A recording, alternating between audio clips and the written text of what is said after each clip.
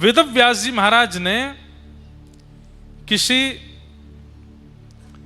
देव भाव का नाम नहीं लिया, किसी एक देवी का नाम, देवता का नाम नहीं, सत्यम परम धीमहि, जो भी परम सत्य है मैं उसको वंदन करता हूं। एक प्रकार से यहां वेदव्यास जी की भावना देखी जाए तो महाराज वेदव्यास जी ऐसा आज्ञा कर रहे हैं कि केवल संप्रदाय में युक्त, केवल हिंदू वैदिक सनातन धर्मावलंबी भागवत श्रवण कर सकते हैं, पालन कर सकते हैं, नहीं, सत्य को जो भी मानते हैं वो सब भागवत जी की कथा के श्रवण के अधिकारी हैं। और सत्य को कौन नहीं मानता, सब मानते हैं। सत्य की आराधना, सत्य का पूजन, सत्य का वंदन, सत्य का अवलोकन सब करते हैं। इसलिए जो भी सत्य का आराधन करता है वो भागवत के श्रवण का अधिकारी है, भागवत के पालन का अधिकारी। जैसे कॉलेज यूनिवर्सिटी में एक नियम है कि इतने % मार्क्स आएंगे तो ही आपको एडमिशन मिलता है, या फिर किसी कंपनी में आपको हायर तब किया जाता है जब आपकी इतनी कैपेबिलिटी हो। ठीक वैसे ही श्रीमद् भागवत का कृपा अधिकारी कौन है? भागवत किसको कैपेबल मानती हैं भगवत प्राप्ति के लिए? ध्यान से सुनिए, बोले जो भी सत्य को पूजता है, जो भी सत्य का अवलोकन करता है, सत्य को अपने जीवन में धारण करता है, उन सबको भगवत दर्शन करने का अधिकार है। अब संसार में मुझे आप बताइए कौन है ऐसा जो सत्य का अवलोकन नहीं करता? सब करते हैं। इसलिए मतलब भगवत दर्शन का अधिकार सबको है, सबको है। हम सब सत्य पर जीते हैं, सत्य के लिए जीते हैं, सत्य से हमारा जीवन है, इसलिए हम सब भागवत के अधिकारी हैं। ऐसे परम सत्य को हम बारंबार वंदन करते हैं। इसलिए व्यास जी ने सत्य की आराधना की, सत्य को वंदन किया, सबको बता दिया जो भी सत्य की आराधना करता है सब भागवत श्रवण करके अपने जीवन में भगवत दर्शन कर सकते हैं। पृथ्वी को सबसे ज्यादा भार किसका लगता है पता है आपको? कोई शरीर से स्थूल व्यक्ति है, वजन ज्यादा है, उस व्यक्ति का भार पृथ्वी को नहीं होता। असत्य संभाषण करने वाला, असत्य का मार्ग अपनाने वाला, असत्य बोलने वाला, असत्य आचरण करने वाला व्यक्ति जब चलता है पृथ्वी को बहुत भार लगता है। इसलिए अनेक रूपों में सत्य को जीवन में आचरण में लाइए। सत्य हरि को प्रिय है।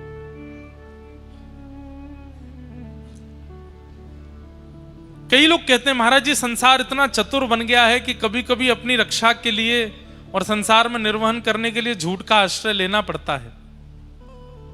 हमारी एक बात बहुत ध्यान से सुनिए, अगर आप असत्य का आचरण संसार में रहने के लिए करते हैं तो ठाकुर जी फिर अपनी दृष्टि हटा लेते हैं आपसे। बोले कि ठीक है, इसको लगता है कि ये अपना पालन पोषण खुद कर सकता है, कब असत्य बोलना है कब सत्य बोलना है इसको पता है तो अपने आप कर ले। लेकिन जब व्यक्ति सत्याचरण ले लेता है और मन में विचार कर लेता है कि मैं असत्य तो बोलूंगा ही नहीं, मुझे सत्याचरण ही करना है, तो फिर ठाकुर जी अपनी दृष्टि रखते हैं कि कहीं कोई व्यक्ति इसके साथ छल ना करे, कपट ना करे, इसके साथ बुरा ना करे। इसके लिए ठाकुर जी जिम्मेवारी उठाते हैं। क्यों? क्योंकि आप सत्य मार्ग को अपना चुके हो। सोचिए,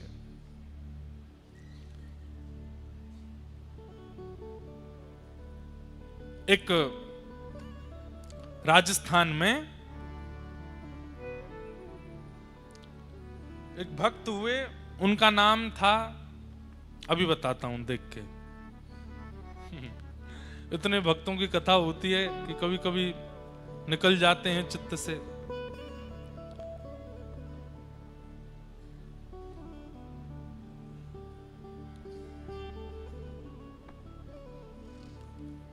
तो राजस्थान में एक भक्त हुए और नाम तो हमें स्मरण में नहीं आ रहा पर उनकी कथा सुना देते हैं। हाँ, आ गया नाम, घाटम दास। क्या नाम था? घाटम दास। उनकी लीला कथा हमने कई बार सुनाई है कथाओं में, पर एक बात कितनी सुंदर है उनकी लीला कथा की, ध्यान से सुनना। तो राजस्थान में जयपुर के पास में आमेर एक जगह है, वहीं आसपास ही घाटम दास जी रहते थे। और आप पुश्तैनी चोर थे। कौन थे? पुश्तैनी चोर। पुश्तैनी चोर समझते हैं? अच्छा, हमें पहले ऐसा लगता था कि ऊंझा राजस्थान के इतना पास है, यहां पर गुजराती कम बोलते होंगे लोग लेकिन हमको कल पता चला, बोले महाराज जी यहां तो कोर गुजराती बोलती है, यहां तो सबसे ज्यादा गुजरात, और जो बोले एक प्रकार से मूल गुजरात, बोले उत्तर गुजरात है। यहां का प्रभाव उदयपुर तक है, उदयपुर तक भी थोड़ी थोड़ी गुजराती भाषा बोल लेते हैं लोग, समझ लेते हैं। बोले इसलिए यहां तो खूब धुआंधार गुजराती और बोलती है तो ऐसे गुजरात में हम आए हैं। तो घाटम दास जी पुश्तैनी चोर थे, मतलब पारिवारिक चोर। इनके दादा भी चोर थे, इनके परदादा भी चोर थे, इनके पिताजी भी चोर थे, इनके 5 पीढ़ियों से चोर थे। तो घाटम दास जी रोज रात्रि में बैठ जाते थे और अपने पुत्र को भी साथ में लेके जाते थे, छोटे से को, उसको भी सिखाना है चोरी कैसे होती है। तो आज कोई व्यापारी तो निकला नहीं, एक महात्मा निकले वहां से। तो अंधेरे के कारण घाटम दास जी को पता नहीं चला, इन्होंने तुरंत जाला फेंक करके महात्मा जी को बस में कर लिया, कब्जे में कर लिए। बाद में जब दिया जला के देखा तो महात्मा थे, तुरंत वो हटाया जिससे पकड़ते थे। बोले महाराज जी क्षमा कर दो। तो महात्मा जी बोले भाई ये सब क्यों करते हो तुम? बोले ये तो हमारा पुश्तैनी काम है, हमारे रोम रोम में, हमारे रग रग में चोरी है, क्योंकि हमारी 8 पीढ़ियां निकल गई। हम लोग जाने ही इसी के लिए जाते हैं, हम चोरी करते हैं, ये हमारा पेशा है, यही हमारा काम है। अगर कोई हमको दान पुण्य करके कुछ दे जाता है तो हमारे घर में भोजन जब बनता है तो उसमें स्वाद नहीं रहता, चोरी के भोजन में ही स्वाद आता है। चोरी का कपड़ा ही हम पहनते हैं, अगर बिना चोरी का कपड़ा पहन ले तो कपड़ा फट जाता है। हमारे यहां तो पुश्तैनी चोरी होती है। बोले चोरी तो हम नहीं छोड़ सकते, लेकिन महाराज जी आज आप हमें मिले हैं, संत कृपा हुई है, कुछ आप आज्ञा कर दीजिए चोरी छोड़ने के अलावा। चोरी नहीं छोड़ पाएंगे, और कोई आज्ञा आप कर दो। तो संत बोले अच्छा ठीक है, तो हम वैसे तो एक ही आज्ञा कर दे कि चोरी छोड़ दो, पर चोरी छोड़ दो ये आज्ञा नहीं कर सकते, इसके बदले 3 आज्ञा करेंगे। बोले हाँ मंजूर है, आज्ञा करो आप। बोले पहली आज्ञा, सदा सत्य बोलना, चोरी करना पर सत्य बोलना। ठीक है। दूसरी आज्ञा, जो भी चोरी करके लाओ उससे थोड़ा अंश संतों की सेवा में लगाना, संत सेवा करना, साधु संतों की सेवा करना। और जो भी खाओ उसे पहले भगवान को अर्पण करना, भगवान की आरती दर्शन करना, मंदिर में जब भी कहीं मंदिर दिख जाए रुक करके प्रणाम करना। 3 आज्ञा कौन कौन सी? पहली आज्ञा सदा सत्य बोलना, दूसरा संत महात्माओं की सेवा करना, और इसी दूसरी आज्ञा में ही था कि ठाकुर जी को निवेदित करके पाना, जो भी पाओ भोग लगा के पाना। और तीसरा, कभी भी मंदिर दिखे, कोई स्थान ऐसा देव स्थान दिखे तो रुक करके प्रणाम करना, जो आज्ञा। ये 3 काम तो मैं कर लूंगा। वो ठीक है। अब धीरे धीरे घाटम दास जी चोरी में निपुण होते गए। संत कृपा से उनकी इतनी बढ़िया बढ़िया चोरी होने लगी, खूब धन हो गया उन पे।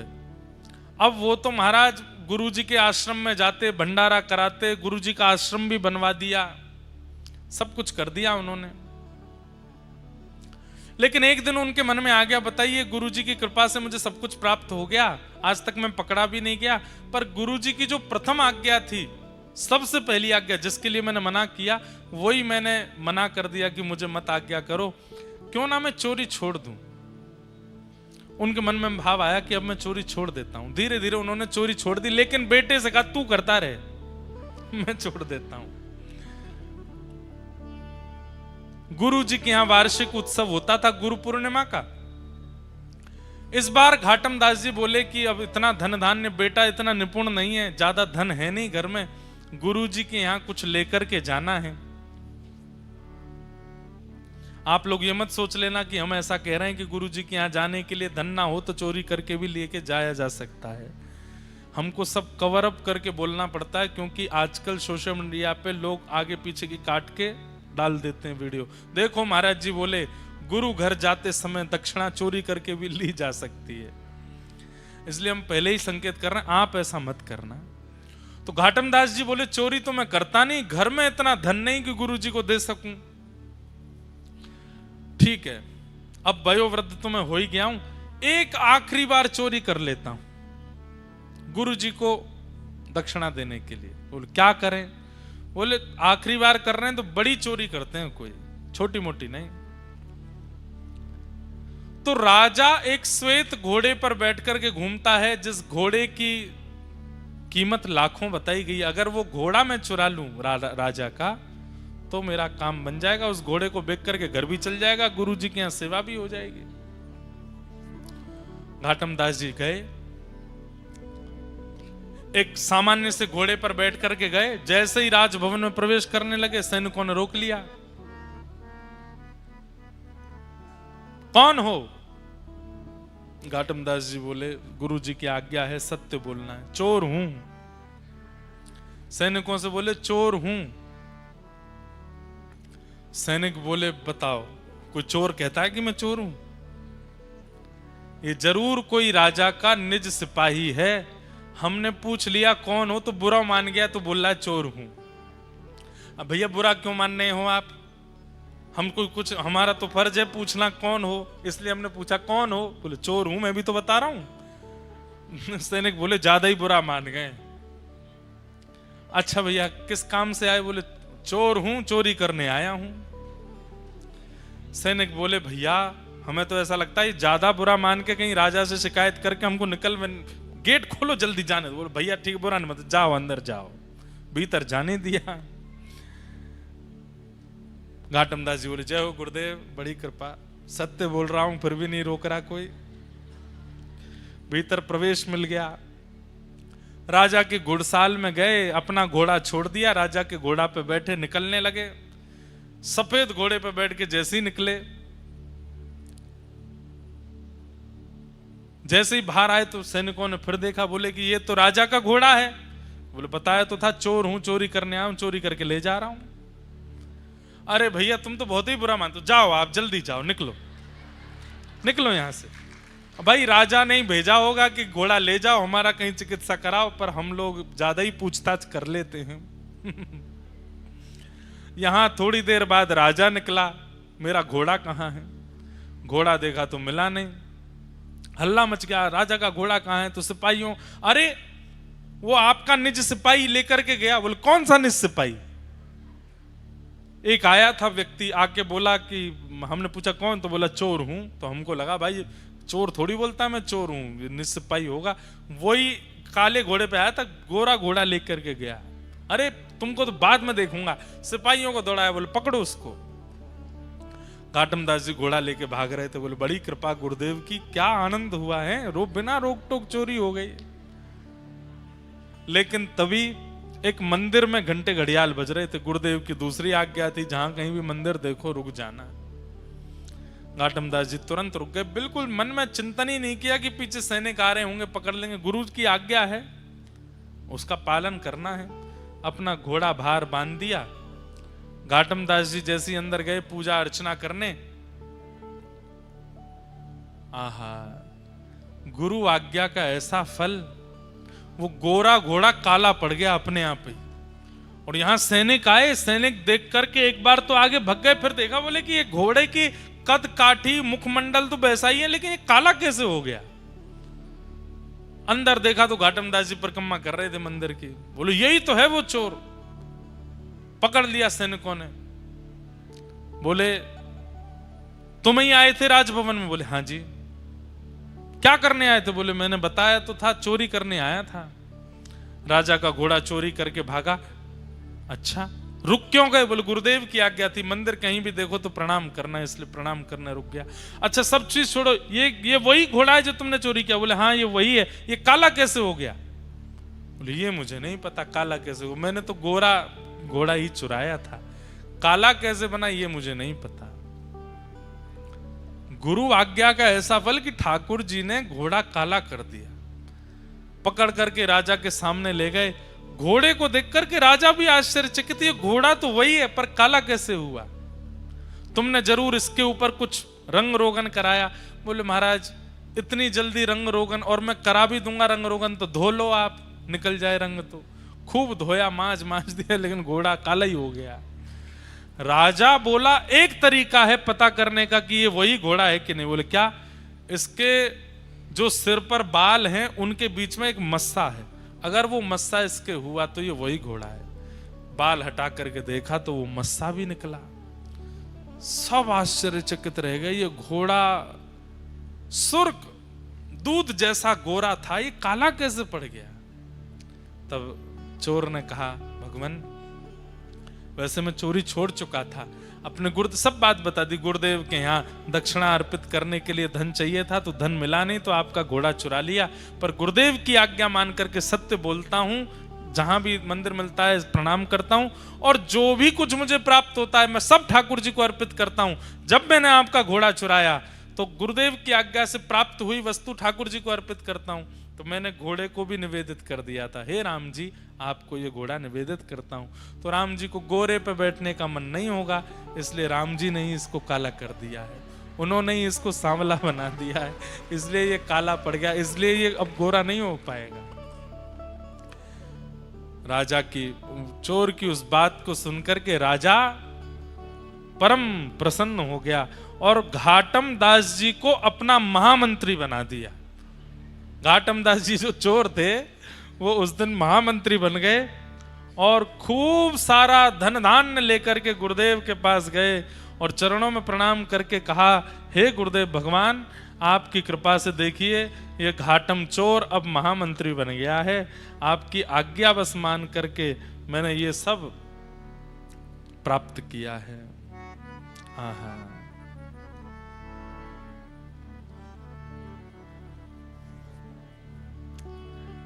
घाटम दास जी ने कई पद भी गाए। फिर उसके बाद जब महामंत्री कुछ दिन उस पद पर रहे और फिर उसके बाद उन्होंने महामंत्री का पद भी छोड़ दिया। बोले ठाकुर जी ने मुझे सब कुछ दे दिया, गुरुदेव ने सब कुछ दे दिया, अब मैं ठाकुर जी को क्या निवेदित करूं? तो लिखना शुरू किया, पद बना बना करके ठाकुर जी को निवेदित करने लगे।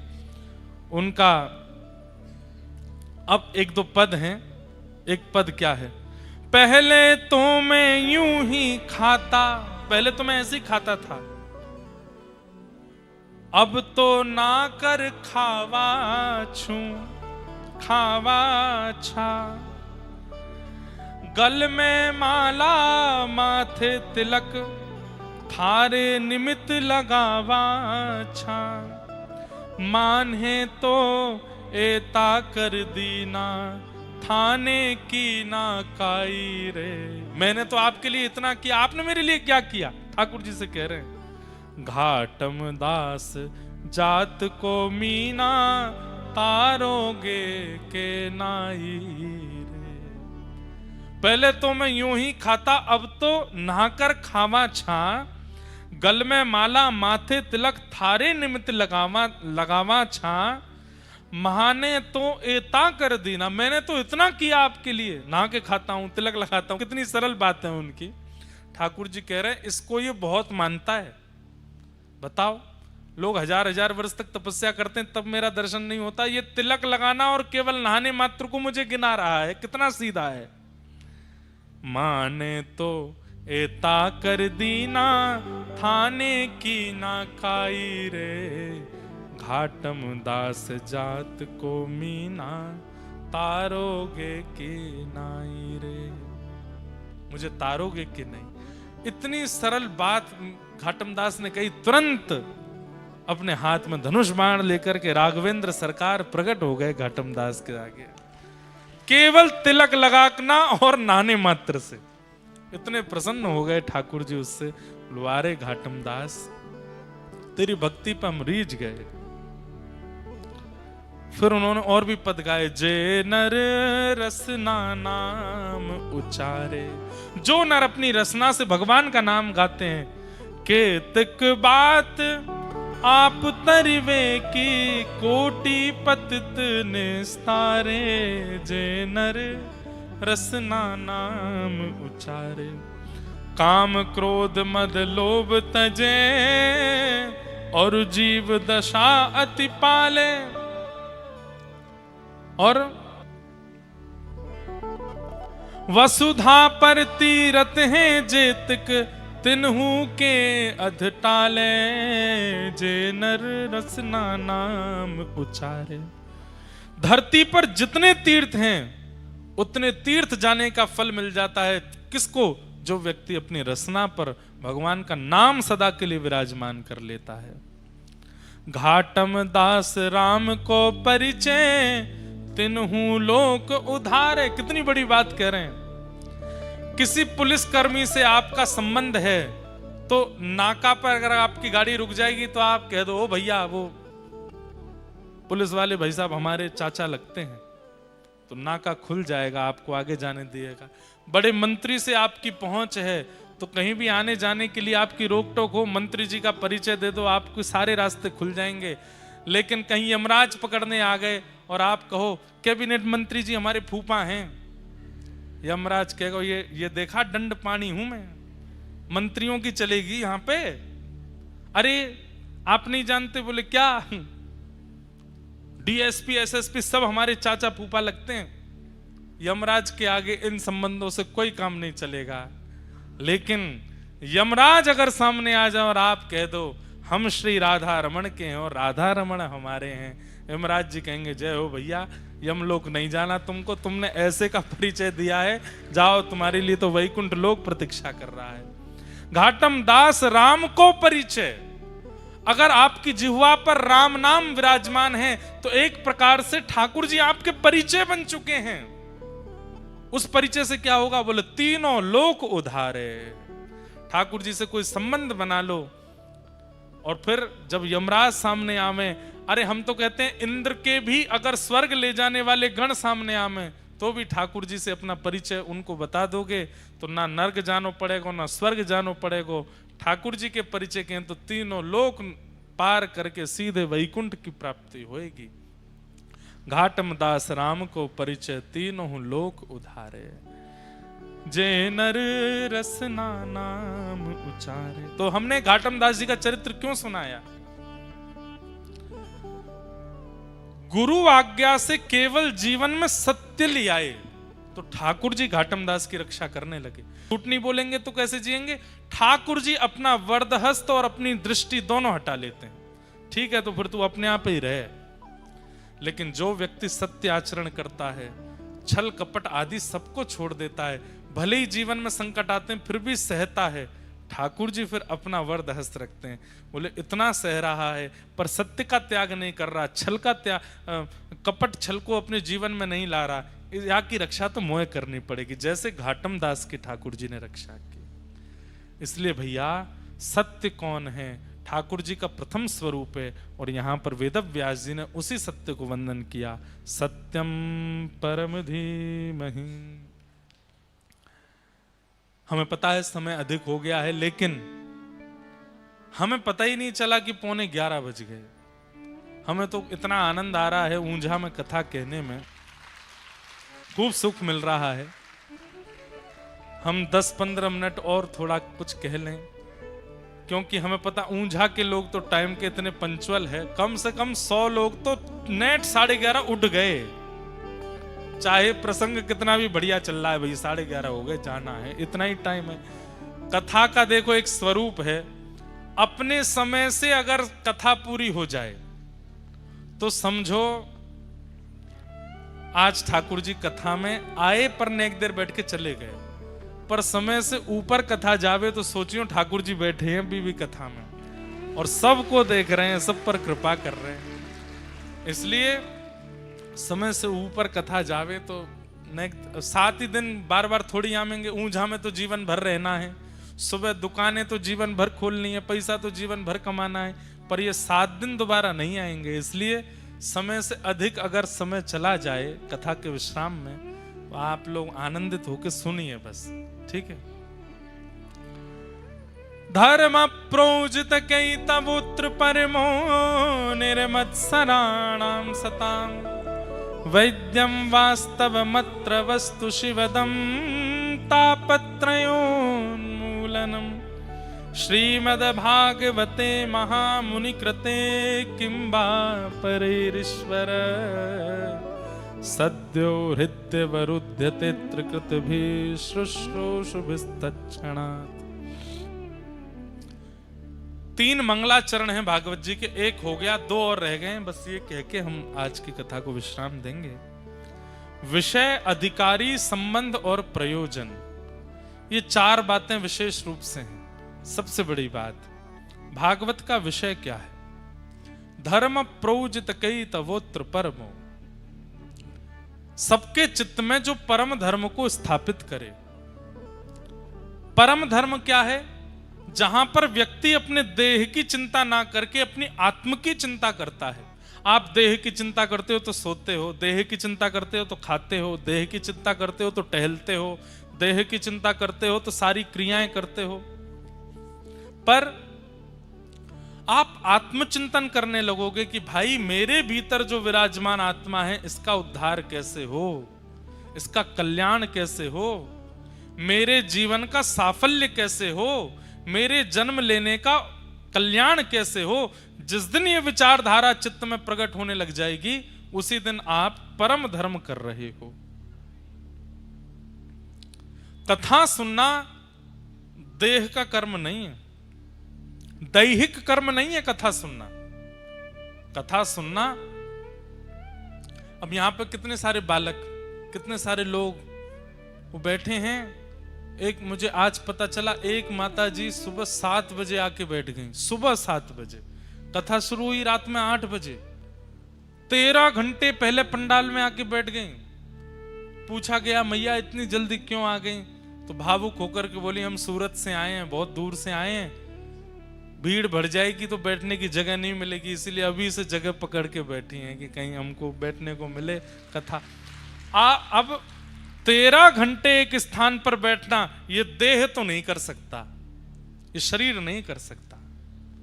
शरीर तो बहुत अभिमानी होता है। आप एक आसन में बैठने के लिए शरीर को अगर कह देते हैं तो शरीर आपसे बार बार आसन बदलवाता है। कभी पैर लंबे करवाएगा, कभी ऐसे करवाएगा, कभी ऐसे करवाएगा, कभी ऐसे करवाएगा। कई लोग ऐसे ऐसे सुनते हैं कथा।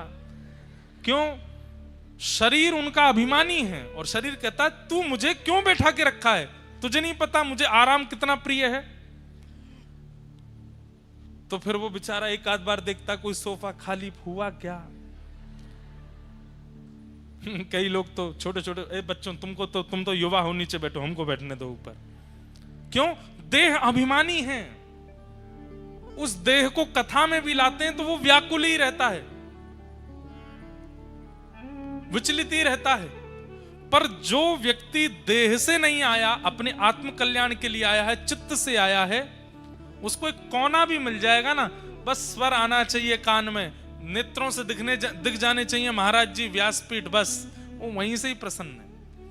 कितने श्रोता ऐसे हैं वो पिछले 2-2.5 साल से हमारी हर कथा सुन रहे हैं, मुझे हर कथा में दिख जाते हैं, पर कभी मिलने नहीं आते, कभी समीप नहीं आते, कभी फोटो नहीं खिंचाया होगा, कभी कुछ नहीं। इसका मतलब ये नहीं कि उनमें प्रेम नहीं, पर प्रेम है। कैसा प्रेम है? बस हमें बस कथा मिल जाए, जीवन उपयोगी बात समझ आ जाए, प्रिया प्रियतम की लीला सुन लें और बस उसी में ही आनंद है। ऐसे व्यक्ति आत्मा से कथा में आते हैं, उनको देह सुख नहीं है। तो कथा सुनना ये देह सुख नहीं है। देहाभिमानी व्यक्ति कथा नहीं सुन सकता। और कई बार देह अभिमानी व्यक्ति आ भी जाते हैं कथा में, पर उनके पूर्व के ऐसे संचित पुण्य कर्म होते हैं कि उनको ही नहीं पता चलता कि हमने 3 घंटा 4 घंटा कैसे सुन ली कथा। 4 घंटा होने के बाद उनको याद आता, अच्छा हम कभी नहीं बैठने वाले व्यक्ति हैं, आज कैसे बैठ गए हम। क्योंकि कथा शरीर के लिए भी नहीं होती, कथा आत्मा के लिए ही होती है। कान नहीं सुनते आपके, शरीर नहीं सुनता। आप यहां से बाहर जो कुछ भी सुनते हैं कान सुनते हैं, यहां से बाहर जो कुछ भी सुनते हैं मन सुनता है, बुद्धि सुनती है, पर कथा तो आत्मा सुनती है। इसीलिए मुख प्रसन्न रहता है, रोंगटे खड़े होते रहते हैं, देह एक ही आसन में बैठा रह जाता है, नेत्रों से अश्रुपात होने लगते हैं। क्यों? वर्षों बीत गए, अब जाकर के आत्मा को प्रसाद मिल रहा है, आत्मा को वो मिल रहा है जो उसकी आवश्यकता है। कथा विश्राम होते ही कितनी जगह मूर्छित हो जाते हैं लोग, बेहोश हो गए, गिर पड़े। क्यों? अनकॉन्शियस हो गए। आत्मा बोली अब मैं कैसे जीऊंगी, अब तू मुझे फिर से विषयों में ले जाएगा, फिर से शरीर के द्वारा विषय भुगवाएगा। इतने दिनों तक इतनी सुंदर लीला चर्चाएं सुनी, अब फिर से मुझे विषय वार्ताओं में जाना पड़ेगा। आत्मा व्याकुल हो जाती है।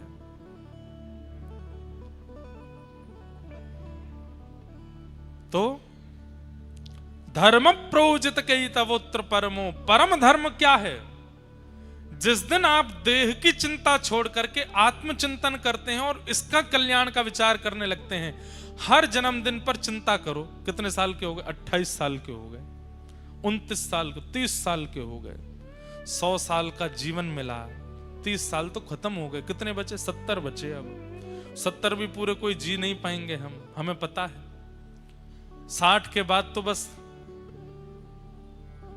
व्यवस्थाएं देखो, अब कब जाना हो जाए पता नहीं है, अब आजकल कुछ पता नहीं है, इतनी लंबी आयु तो है नहीं। तो 60 के बाद तो प्राण निकल कभी भी जा सकते हैं। स्वाभाविक मृत्यु 70-80 के बीच में आजकल हो रही है सब लोगों की। मूल रूप से देखा जाए तो आप 20 साल के हो गए, 25 साल के हो गए, तो आपके पास में अब शेष केवल 30 साल हैं। हजार सालों में जाकर के भगवान दर्शन नहीं देते। मेरे पास केवल 30 साल बचे हैं और मुझे भगवत प्राप्ति करनी है। इस देह में व्यवस्थित आत्मा का कल्याण करना है, उसको निवृत्त करना है ताकि वो पुनर्जन्म ना लेवे। आद्य गुरु शंकराचार्य भगवान कहते हैं मानव का एक ही उद्देश्य होना चाहिए, ऐसे कर्म करे कि दोबारा पृथ्वी पर ना आना पड़े। पुनरपि जननम पुनरपि मरणम पुनरपि जननी जठरे शयनम, बार बार मातृ गर्भ में आना, और क्या पता अगला जन्म कहां हो। इसलिए इसी जन्म में अब शेष जीवन जो है वो ठाकुर जी को अर्पित करके, भगवत कथा श्रवण करके, भगवत वार्ताओं में रह करके, भगवत जनों का संग करके, भगवत लीलानु कथा में अपने आप को ओतप्रोत करके व्यतीत करना है। ठाकुर जी श्याम सुंदर को हम प्राप्त हो जाएं। ये विचार जिस दिन आपके चित्त में आ जाए, उसी दिन आप धर्म से ऊपर उठ के अब परम धर्म कर रहे हो, क्योंकि अब आपको अपने अंदर विराजमान उस आत्मा की चिंता हो गई, उसके कल्याण का निवारण करना है। और भागवत धर्म से व्यक्ति को परम धर्म सिखाती है, मतलब देह सुख से आत्म सुख की ओर ले जाती है। इसीलिए भागवत का ये विषय है, धर्म प्रयोजित कई तवोत्र परमो। इसके लिए सबसे पहले त्याग क्या करना पड़ेगा कि आपके चित्त में आत्म कल्याण की भावना प्रकट हो जाए। उसके लिए सबसे पहला आपको क्या करना पड़ेगा? तो निर्मत्सराणाम सताम, दूसरे के सुख के प्रति जो आपके चित्त में ईर्ष्या होती है उसका त्याग करना पड़ेगा। किसी की भी उपलब्धि देखो, किसी के भी बारे में सुनो, किसी की भी प्रशंसा सुनो, सब सुन करके आपके चित्त में आना चाहिए तेरा मंगल मेरा मंगल सबका मंगल हो रे। हे ठाकुर जी आप सबका मंगल करो। मुझे बहुत प्रसन्नता है कि वो व्यक्ति करोड़ों कमा रहा है, मुझे बहुत प्रसन्नता है उसका ब्याह बहुत अच्छे घर में हो गया, मुझे बहुत प्रसन्नता है वो व्यक्ति उपलब्धियों को प्राप्त कर रहा है। अब मुझे ईर्ष्या नहीं होती किसी से कि मुझसे कोई आगे निकल गया ना, सबसे प्रसन्न हूं मैं। ये जीवन में जिस दिन स्थिति बन गई आपकी, उसी दिन आप आत्म कल्याण के मार्ग पर आ जाओगे। और जब तक ये प्रतिस्पर्धा लगी हुई है, इसको मुझसे ज्यादा कैसे मिल गया, ये मुझसे आगे कैसे गया, इसको ये कैसे हुआ, इसकी इतनी प्रशंसा मत करो, मैं जानता हूं अंदर से वो कैसा है, ये सब भावनाएं, ये आत्म कल्याण में बाधा है। यहां पर काम का नाम नहीं लिया, क्रोध का नाम नहीं लिया, लोभ का नाम नहीं लिया, यहां पर नाम लिया ईर्ष्या का। इसका मतलब क्या है? काम, क्रोध, लोभ से भी ज्यादा बड़ा दोष यदि कोई है तो वो ईर्ष्या है। और एक बात बोल दूं, पंडाल में बैठे हर व्यक्ति में, मुझमें भी किंचित ईर्ष्या तो है। इसीलिए ठाकुर जी से हम वंचित हैं। हम तो हर कथा कहने के बाद में अपने चित्त से कहते हैं कि ये ईर्ष्या दोष कम हो, ये दोष कम हो, और होता भी है। ठाकुर जी की कृपा से सत्य बता रहे हैं। ऐसा नहीं है कि हमसे सब प्रेम करते हैं, कई लोग हमसे भी ईर्ष्या करते हैं और हमें कोई आके बताता है आपके बारे में कोई ऐसा कह रहा था। अब भगवत कृपा से उनमें भी गुण ही दिखते हैं। कोई बात नहीं, अच्छा है, सब प्रेम करने वाले हो जाएंगे। ज्यादा मीठा खाएंगे तो शुगर हो जाएगी। एक आध करेला भी जीवन में आना चाहिए, ऐसी भावना चित्त में आती है। और यही सावधानी का काम है, क्या? ईर्ष्या ना हो किसी के भी प्रति, सबके प्रति प्रेम भाव, सबके प्रति मंगल भाव। तीसरी बात, जैसे ही आप सबसे ईर्ष्या करना बंद कर दोगे, लेकिन प्रयास तो कर रहे हैं, लेकिन ईर्ष्या छूट नहीं रही है। आपने प्रयास तो किया। आज सुनने के बाद मेरे बगल वाले दुकान वाले से मुझे ईर्ष्या होती है, लेकिन आज महाराज जी कह रहे हैं कल उससे ईर्ष्या नहीं करूंगा मैं। लेकिन कल जाते ही उसको देखते ही फिर से आई, तारी का गिर जाए इसका पाम टूटे, फिर से ईर्ष्या आई। तो अब क्या करें? अब इस ईर्ष्या दोष को कैसे निकाला जाए चित्त से? तो अगली आज्ञा करते हैं, वैद्यम वास्तव मत्र वस्तु शिवदम। ठाकुर जी को अपना संबंधी बना लो, ठाकुर जी से कोई प्रगाढ़ संबंध स्थापित कर दो और नित्य ठाकुर जी से उस संबंध का निर्वहन करो। जैसे ब्याह होने के बाद में अब आपकी अर्धांगिनी है, पत्नी है, पत्नी के साथ आप व्यवहार रखते हैं। बच्चे हो जाने के बाद फिर आपकी एक जिम्मेवारी बढ़ जाती है। ऐसे ही ठाकुर जी से एक संबंध बनाओ और कल से ही उस संबंध का निर्वहन करो। अगर ठाकुर जी सखा हैं तो मित्र के साथ कैसे रहते हैं वैसे रहो। मित्र के साथ सबसे पहला स्वरूप। अच्छा, एक और बात, अब मित्र के साथ तो हम बहुत सारे व्यवहार करते हैं, वो सारे व्यवहार आप ठाकुर जी के साथ नहीं कर सकते। एक मूल रूप से विशेष व्यवहार क्या है जो आप मित्र के साथ करते हो, कि आप अपने मन की सारी बातें उसको बताते हो। ये बात ठाकुर जी से करो, सब बताओ। सुबह उठते ही स्नान ध्यान करके, जय जय ठाकुर जी, आनंद में हो, चकाचक कहा पाओगे आज बाल भोग में, चलो बनवा के लाऊं, मैया से परांठे बनवाए, ठाकुर जी को भोग लगाए हो, चकाचक जल्दी पाए लो, फिर आपको प्रसादी मैं पाऊंगा। सखा है ठाकुर जी। खूब प्रेम से पाने के बाद फिर ठाकुर जी से कहो, आज मैं यहाँ जा रहा हूँ, आज मुझे सुबह वहां जाना है, उस व्यक्ति से मिलना है, फिर उसके बाद वहां जाऊंगा, वहां से आऊंगा, फिर घर आऊंगा, फिर राजभोग पाने आऊंगा, दोपहर का भोजन, तब आऊंगा आपसे मिलने। आप भी चकाचक जाओ। और सुनो, ऊंझा में वहां चले जाना, पास में बिंदु सरोवर उधर चले जाना, ठाकुर जी से ऐसे वार्ता करो। निकल जाओ अपने काम पे, लौट करके घर आए, फिर सब बताओ आज कहां कहां गए, किस किस से मिले। एक सखा के प्रति जैसी आपकी स्थिति रहती है, बैठ के ठाकुर जी के कक्ष में, आज उससे मिले, उसने बहुत गलत किया मेरे साथ, पर कोई बात नहीं ठाकुर जी, सब बढ़िया है। उससे मिले, उसके साथ ऐसा हुआ, वहां ऐसा किया, सब बता दो ठाकुर जी को। अपने सखत्व का निर्वहन।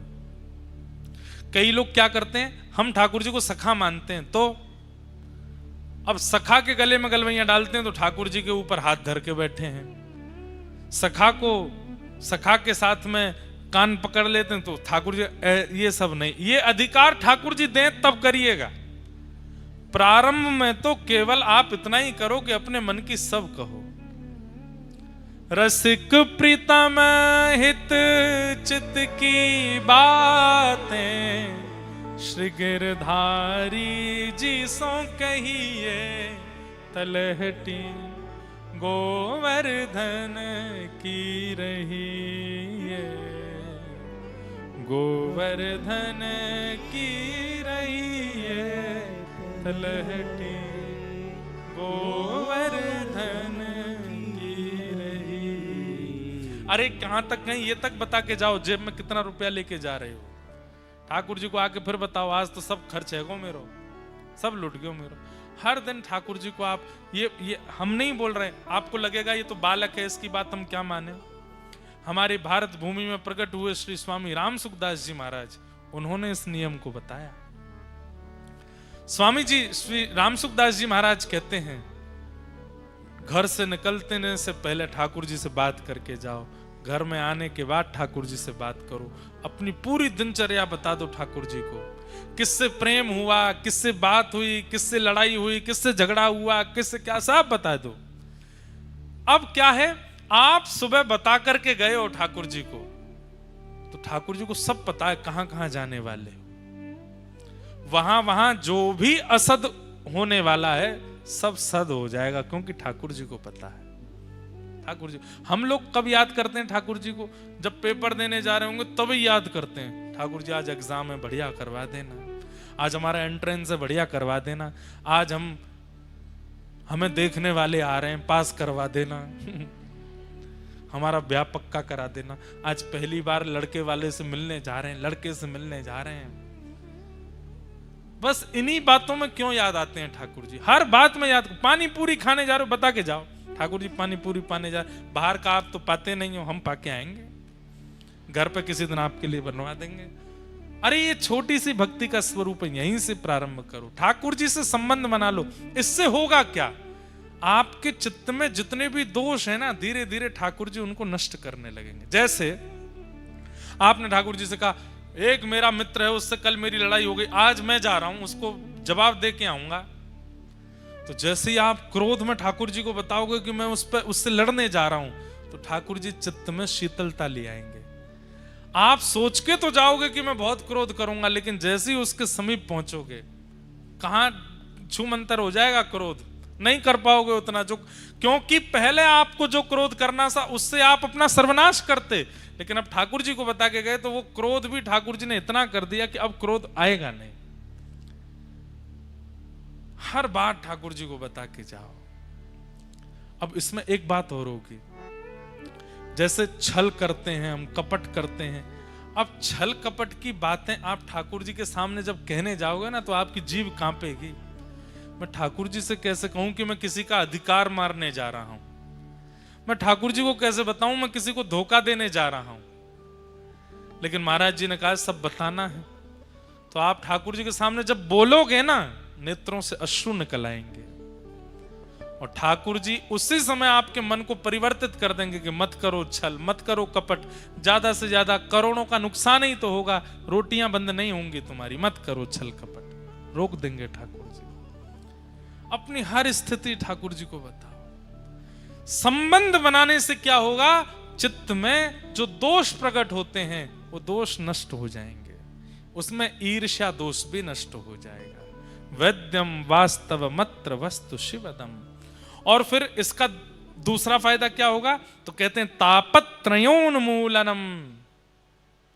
जीवन में जितने भी ताप संताप हैं, धीरे धीरे धीरे धीरे ताप संताप तो जो प्रारब्ध में है वो आएंगे, पर उनसे होने वाली पीड़ा आपको नहीं सताएगी, आप उसमें प्रसन्न रहने लग जाओगे, उसमें आनंदित होने लग जाओगे। श्रीमद् भागवते महामुनि कृते किंबा परैरीश्वर सद्यो हृद्यवरुध्यते त्रिकृतभिः शुश्रूषुभिस्तत्क्षणात् निगम कल्पतरोर्गलितं फलं सुखमुखादमृतद्रव संयुतं पिबत भागवतं रसमालयं मुहुरहो रसिका भुवि भावुका। ऐसे भागवत जी के इन तीनों मंगलाचरणों को हम प्रणाम करते हैं और आज की कथा को यहीं विश्राम देते हैं। कल पुनः आप सबके मध्य 7:30 बजे उपस्थित होंगे। आप सब लोगों को जय श्री कृष्ण, जय सिया राम, जय श्रीमन नारायण, जय श्रीमन नारायण। श्यामा हृदय कमल सो प्रगट्यो, श्यामा हृदय कमल सो प्रगट्यो, श्यामा हृदय कमल सो प्रगट्यो, श्यामा हृदय कमल हमारे सो प्रगट्यो। 2 पंडित जी चले जाएं और ये बालक जो लेके आए हैं जो सामग्री वहां उन सब से इकट्ठी करके ले आए। और श्याम हृदय तू भार, वृंदावन मेरो वृंदावन, वृंदावन मेरो वृंदावन, हे श्री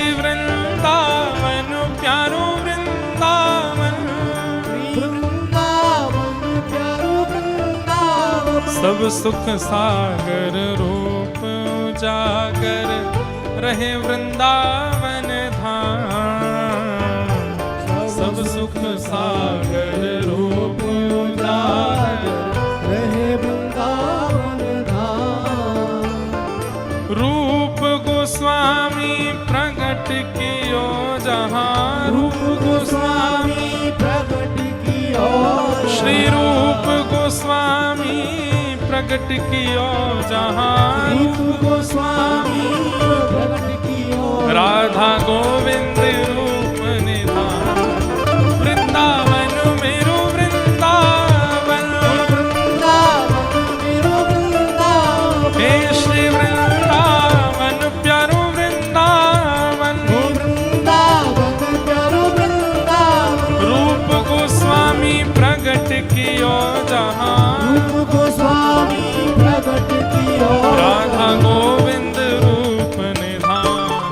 वृंदावन मेरो वृंदावन। वृंदावन मेरो वृंदावन। हे श्री वृंदावन प्यारो वृंदावन। वृंदावन प्यारो वृंदावन। श्री राधा गोविंद देव की। जय हो।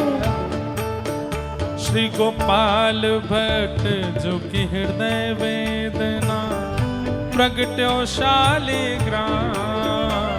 गोपाल भट्ट जो की हृदय वेदना प्रगट्यो शालिग्राम। श्री गोपाल भट्ट जो की हृदय वेदना प्रगट्यो शालिग्राम। श्री गोपाल भट्ट जो की हृदय वेदना प्रगट्यो शालिग्राम। ये कोई बालक ने बनाया और नहीं भैया कैमरा वाले दिखाइयो यार। या मैं हम तो बना दिए हैं बैट्समैन क्रिकेटर और ठाकुर जी बना दिए एम्पायर। अच्छा हमारे ठाकुर जी भी ऐसे एम्पायर हैं। एम्पायर एक हाथ ऊपर कर दे तो आउट ही माना जाता है। आउट ही देते रहते हैं, यूं ही रहते हैं। तो ऐसा सुंदर ये स्वरूप बनाया हो कोई बालक ने। हे रूप सुधा को खान हमारो। रूप सुधा को खान हमारो। हे रूप सुधा को खान हमारो। रूप सुधा को खान हमारो। तो श्री राधा रमण जुलाल। वृंदावन मेरो वृंदावन। वृंदावन मेरो वृंदावन। हे श्री वृंदावन प्यारो वृंदावन। वृंदावन प्यारो वृंदावन। रूप सुधा को खान हमारो। रूप सुधा को खान हमारो। तो श्री राधा रमण जुलाल। वृंदावन मेरो वृंदावन। वृंदावन मेरो वृंदावन। हे श्री वृंदावन प्यारो वृंदावन। वृंदावन प्यारो वृंदावन। हे आतुर हित हरिवंश पुकारो। राधा राधा नाम। आतुर हित हरिवंश पुकारो।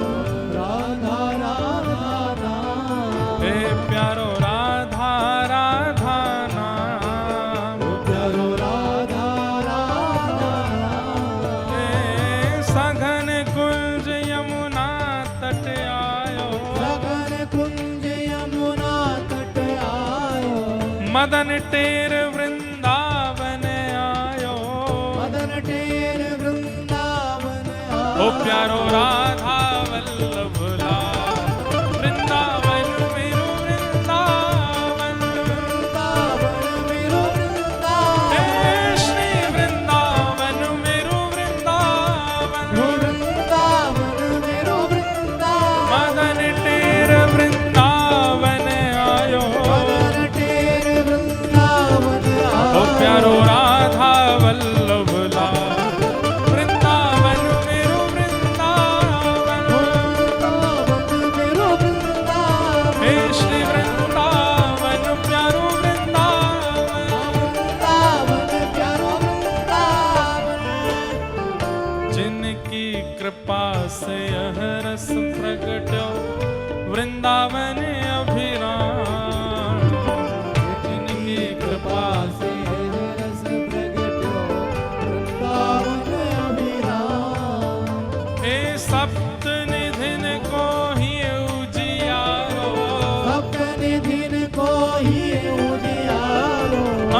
सबको मिलवावे वारो, हम सबको मिलवावे वारो, और यह आनंद करवावे वारो, यह आनंद करवावे वारो। हे हमारो गिरधर लाल, वृंदावन मेरो वृंदावन, ओ वृंदावन मेरो वृंदावन, हे श्री वृंदावन मेरो वृंदावन, ओ वृंदावन मेरो वृंदावन, यह आनंद करवावे वारो, यह आनंद करवावे वारो, हम सबको मिलवावे वारो, हम सबको मिलवावे वारो। हे हमारो गिरधर लाल, वृंदावन मेरो वृंदावन, वृंदावन मेरो वृंदावन, हे श्री वृंदावन प्यारो वृंदावन, वृंदावन प्यारो वृंदावन। जय राधे राधे, राधे राधे, श्री राधे राधे, राधे राधे, जय राधे राधे, राधे राधे, श्री राधे राधे, राधे राधे, जय राधे राधे, राधे राधे, श्री राधे राधे, राधे राधे, जय राधे राधे, राधे राधे, श्री राधे राधे, राधे राधे, जय राधे राधे, राधे राधे, श्री राधे राधे, राधे राधे, जय जय श्री राम, जय जय श्री राम, जय जय श्री राधे। बोलो वृंदावन बिहारी लाल की, श्री राधा रमण लाल की, श्री उमिया माता की, प्यारे गिरधर लाल की, श्री सोमनाथ महादेव की, द्वारिकाधीश की, वृषभानु के जमाई की, पूछरी के लौठा की, हो प्यारे, क्या बात है बंसी वारे, शाबाश। सबको जय श्री कृष्ण, जय सिया राम, जय श्री राम, जय श्रीमन नारायण, जय जय श्री राधे।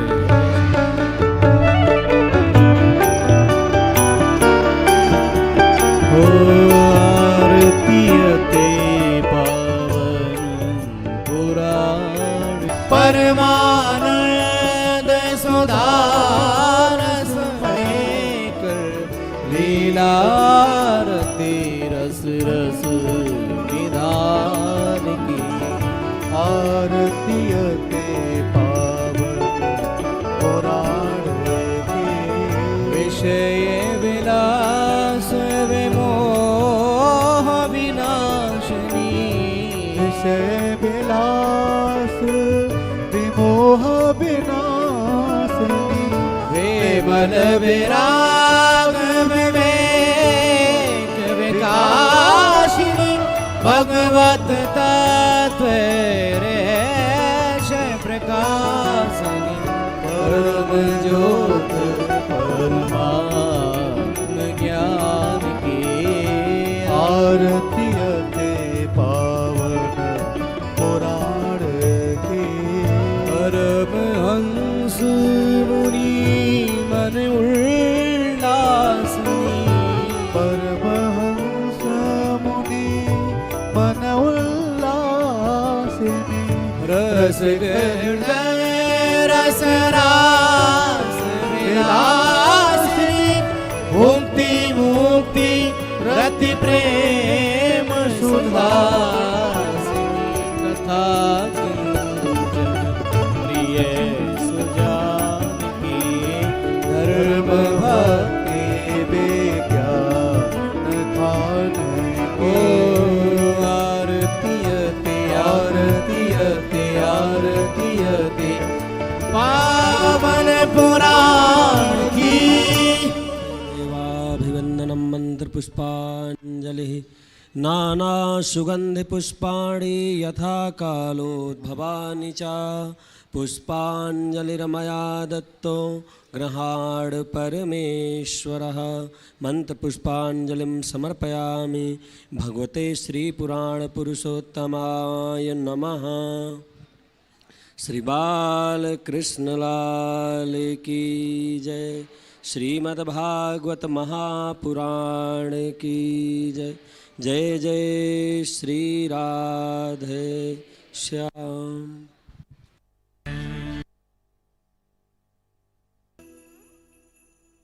हो